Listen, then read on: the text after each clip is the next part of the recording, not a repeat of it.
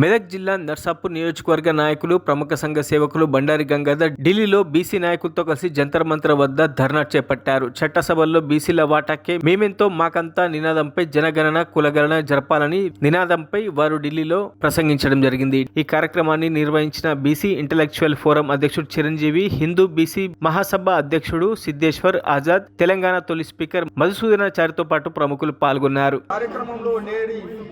ఢిల్లీలో జరుగుతున్నటువంటి కార్యక్రమంలో నేటి ప్రజాస్వామ్య దేశంలో ఎప్పుడైతే స్వతంత్రం సిద్ధించిందని నామకరణం చేశారో అప్పుడే బీసీ జాతులకు సంఖ్యలు పడ్డాయని చెప్పుకుంటున్నాం తప్ప ఈరోజు విప్లవోద్యమంలో కావచ్చు, రాజకీయ పార్టీలలో కావచ్చు, ఆత్మ బలిదానంలో కావచ్చు, ఆత్మ తర్పణంలో కావచ్చు, సజీవ దహనంలో కావచ్చు, ప్రతి ఒక్క దహనంలో ప్రాణాలు తీసుకునే దాంట్లో బీసీ జాతి ముందున్నది సమాజం గమనిస్తుంది.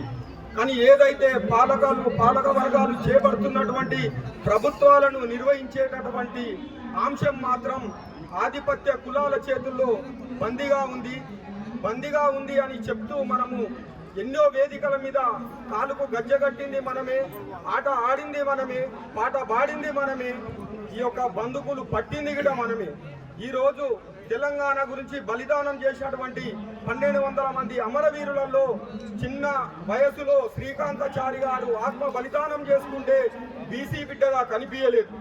ఈరోజు బలిదానాలకే మన యొక్క జాతులు పనికొస్తాయి తప్ప ఈ ప్రజాస్వామ్యాన్ని పాలించడానికి మాత్రం మనకు చేత. మరిన్ని అప్డేట్స్ కోసం మా ఛానల్ని సబ్స్క్రైబ్ చేయండి.